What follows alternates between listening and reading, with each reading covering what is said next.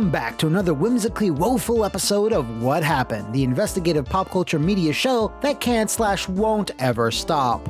Speaking of which, there was another thing that for a long time also refused to stop: the development of arguably the most lavish and infamous animated movie of all time. This is a film that has gone by 3 different titles, forced out the door with multiple cuts, both official and unofficial, and was at one point a box office disaster. And while those are certainly good enough reasons for me to cover it, it's the 30-year-long, I didn't stutter, development period that is of special interest to me. So put on your most billowy pants and sharpen your pencils. It's time to find out what happened to the thief and the cobbler. I'm taking my balls and leaving. It all starts with Richard Williams, a Canadian-born animator who had his mind blown at the tender age of 5 when he saw Walt Disney's seminal 1937 classic, Snow White and the Seven Dwarfs. Its fluid animation and beautiful backgrounds made an impression, but that early enthusiasm for animation was shoved aside when he laid his eyes on the works of Rembrandt when he was a stroppy teen. Out of the way, you! In the 1992 documentary about Williams, The Thief Who Never Gave Up, he reminisced, "I suddenly understood what all this art stuff was all about." So for the next several years, he focused his energies towards painting and music. He then settled in England, where he would grow a bit tired with painting, stating, and I'm just quoting him here, "I couldn't stand the idea of doing paintings for rich industrialists' wives, and that whole art world was just repulsive as a way of life." He somewhat begrudgingly began working on animated TV ads for a company called TV Cartoons Limited. During his tenure, he worked on his animated short film called The Little Island, which he completed in 1958. While it didn't achieve massive commercial success, it is credited for kickstarting his career, winning him a BAFTA award for Best Animated Feature. By the early 1960s, Williams found even more success with another animated short, Love Me, Love Me, Love Me, aka Love Me ×3 Wild Speed, which helped him finally establish his own animation studio, simply named Richard Williams Animation Limited. They provided high-quality animated effects for over 250 commercials, as well as a number of motion pictures like A Funny Thing Happened on the Way to the Forum, an animated version of A Christmas Carol, and finally, the musical intro for Casino Royale. No, not that one, the bollocks 1967 Casino Royale. While Williams hated making the commercials, I can't imagine they were tremendously creatively fulfilling, he still accepted the work as it paid well, which ultimately meant they would be able to self-fund a much more grand project, one that would literally become his life's work for better and for worse. The origins of Thief and the Cobbler date back to 1965, when an author by the name of Idris Shah commissioned now 32-year-old Williams to illustrate a series of books based on the adventures of Turkish folk hero Nasreddin, which led Williams to pitch a feature-length Nasreddin animated film. After working on it for 6 years and apparently animating an insane 3 hours of footage, the whole thing fell apart for a variety of reasons. Shah's family started fighting about the book's legal ownership, Williams was displeased with the steep 50% profit split that Shah had demanded, under which the remaining 50% was to be split between Williams and Paramount Pictures, who were set to distribute the film. And lastly, the project's producer, Omar Shah, had apparently been found to have been embezzling funds allocated to the project. Not the best start, but hey, still like 24 years to go or something. To help fill out the original film's runtime, Williams had needed to create several original characters who did not appear in the books to help flesh things out, and ultimately was allowed to retain the rights to use those Nasreddin OCs if he so wished. Despite the deal ending sourly, Williams was still taken with Eastern folklore and decided to use those same creative juices to make the epic he always wanted, looking to works such as 1001 Nights for inspiration. This would become the impetus for The Thief and the Cobbler, whose story follows a humble, mostly mute shoemaker who saves the city from impending invasion. Oh, and there's also a thief, a princess, a manipulated sultan, and an evil vizier to round things out. Williams wanted this to be the most lavish, lovingly animated film of all time, and even regarded it as his masterpiece. To achieve these lofty goals, he hired several of his own animation heroes to help him bring it to life. This included Art Babbitt, who had worked on numerous Disney pictures, including Snow White and Fantasia, but had earned the ire of Walt Disney himself because, try to be shocked, he was trying to help form a union. Which was the style at the time? The rest of the team were composed of veterans who had animated well-known characters like Betty Boop, Roadrunner, and Woody Woodpecker. Animation in the 60s and 70s broadly saw a regression in quality as it was being made faster and cheaper, but since Williams and his team came from the old school, they opted to have Thief be made targeting a lavish 24 hand animated frames per second, which of course meant the process was going to be laboriously slow and expensive. Williams had to woo multiple investors to keep the project going, including a wealthy Saudi prince who was at one point incredibly interested in the project, but got cold feet after a huge amount of budget and time were spent on a single, admittedly gorgeous scene, which further pushed the project's potential release date back even further. As the 70s gave way to the 80s, progress on Thief and the Cobbler continued at a much slower pace since money and investors had dried up. Williams would eventually get a break, which, while not the direct shot in the arm the troubled production needed, would indirectly help it later on. Williams' reputation within the medium had caught the eye of Steven Boomblock Spielberg and Robert "I directed Beowulf" Zemeckis. They were prepping for an innovative film that would combine traditional animation with live action, a little film by the name of Cool World. Who Framed Roger Rabbit? They wanted someone with a ton of experience to direct the animated portions, and Williams fit the bill perfectly.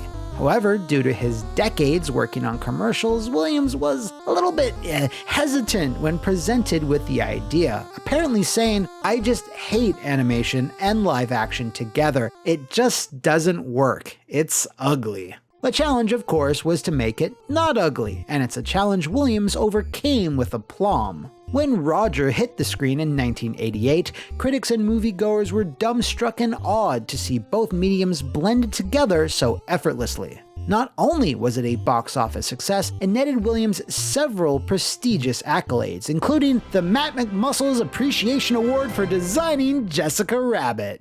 The Academy Award for Special Achievement in Animation. Although it is true that Jessica's over-the-top curves and sparkly dress were in fact designed by him. I'm not bad. I'm just drawn that way. Spielberg/Disney promised that in exchange for all his hard work on Roger, they'd help co-finance and distribute Thief and the Cobbler, a promise that, of course, was never kept. Why, you ask? Well, with the success of Roger Rabbit, Disney went full steam ahead with a regular return to animated features. Little Mermaid in '89, DuckTales in 1990, and Beauty and the Beast in '91. Spielberg, in a rather cheeky move, opened up a rival animation studio in London, no less, by the name of Amblimation, which if you haven't heard of, I'm not surprised. They produced only 3 films, An American Tail, Fievel Goes West, Balto, and last, but certainly least, we're back! A Dinosaur Story. You want a hot dog? Or do you want a hot dog? Despite the Spielberg/Disney heel turn, doors very much stayed open for Williams following Roger's success. Executives at Warner Brothers were so impressed with what he had achieved on the picture, they offered a formal deal to finance and distribute Thief, so the show was back on the road. Unfortunately, a little time was needed to get things back up and running, as Williams had to scour art schools to find new talent. Why? Well, by the late 80s and early 90s, a good portion of Williams' original animation team were either retired or in some cases, literally dead. So it took a while before things would start running smoothly again, but this was exacerbated by Williams' desire to get even bigger and more complex. He had learned a lot working on Roger Rabbit and wanted to incorporate a more 3D look to the visuals for certain scenes, including complex shots where the camera would move, something usually avoided in traditionally animated work, which only increased the amount of time it would take. Williams was also apparently difficult to please during this time, in contrast to past projects like commercials and such, where he accepted less than flawless work to accommodate for the strict deadlines. Thief and the Cobbler, however, demanded nothing less than perfection. Artists would often have to redo many hours of work on elaborate shots or extend sequences that he felt were too good to end early. All, of course, at the wild 24 frames per second that he wanted. After 2 years, Warner Bros. Began to harbor reservations about Thief, as it was clear its progress was remaining glacial. Perhaps realizing that this was a possibility beforehand, WB had put a clause in their distribution deal. If the film was not finished by a final agreed-upon date, it would be handed over to a company called Completion Bond Company to finish the work without Williams' involvement to deliver a finished film. What is your name? Tag. What the fuck is this piece of shit? Old Richard, who is now 57 years old, was under tremendous pressure to finish Thief before that would happen, but even so would not settle, as said before, for anything less than perfection. This attitude unfortunately resulted in some harsh behavior. As John Leatherbarrow, a camera operator, explained, he fired hundreds of people. There's a list as long as your arm of people fired by Dick. It was a regular event. There was one guy who got fired on the doorstep. This same demanding nature was something he held himself to as well, as stated by Roger Vizard. He was the first person in the morning and the last one out at night. By 1991, Thief and the Cobbler wasn't done, with about 10 to 15 minutes of critical material still unanimated. Under most circumstances, such a sequence could potentially just be rushed out, but with how Williams worked, it was likely to take an additional 6 months at best, if not far more. WB's patience was at an all-time low, and were also concerned about Disney's upcoming feature film Aladdin, which was scheduled for 1992, and of course shared a lot of similarities, namely a thief, a princess, a manipulated sultan, and an evil vizier. Thus, Completion Bond Company got involved and sent over a producer named Fred Calvert to analyze the production, which eventually resulted in a less than ideal report. Fred's findings stated that under Williams' direction, Thief was unlikely to even make a 1992 premiere. The company's intent was then to put Calvert in charge, tasking him with trying to salvage the project by filling in the missing gaps and to get a running time over 85 minutes, the acceptable length WB wanted. To further examine the viability of this plan, a cut was shown to WB execs in May of 1992, and it did not go well, causing them to pull out in epic fashion. Rick! Yeah? Who's the Pot King? You are! That's right! The rights to Thief then fully passed to the Completion Bond Company, who still sought to finish it and get a new distributor. They had two viable choices. Sue Shakespeare, a head of a California-based animation studio, pitched to take over the production and to bring Williams on board as a supervisor. Completion Bond Company instead opted for Fred Calvert, as his offer was reportedly cheaper. Fred had the best intentions here, as he believed he could get the job done, and in a year and a half he did, but it was no longer the same Thief and the Cobbler. The popularity of Disney's recent animated blockbusters saw 5 musical numbers added to the film at a notably lower level of animation quality. It also saw drastic changes in the edit and narrative, with Fred slashing 18 minutes of the original animation out of the film in an attempt to try and make the story more digestible. In a 1996 article titled An Arabian Nightmare, Fred explained, "We hated to see all this beautiful animation hit the cutting room floor, but that was the only way we could make a story out of it." Williams was kind of Rube Goldbergering his way through. I don't think he was able to step back and look at the whole thing as a story. He's an incredible animator though, incredible. One of the biggest problems we had was trying our desperate best where we had brand new footage to come up to the level of quality that he had set. And then, after finally having a version of the film technically done, the Completion Bond Company started seeking potential distributors, with each one wanting to make their own specific tweaks. Miramax, which was run by the infamous Weinstein brothers and back then under the Disney umbrella, nabbed the North American rights, financed a new dub with actors like Matthew Broderick, cut it down even further and retitled it Arabian Night. Australia and South America saw their version being retitled to The Princess and the Cobbler. I'm not sure why.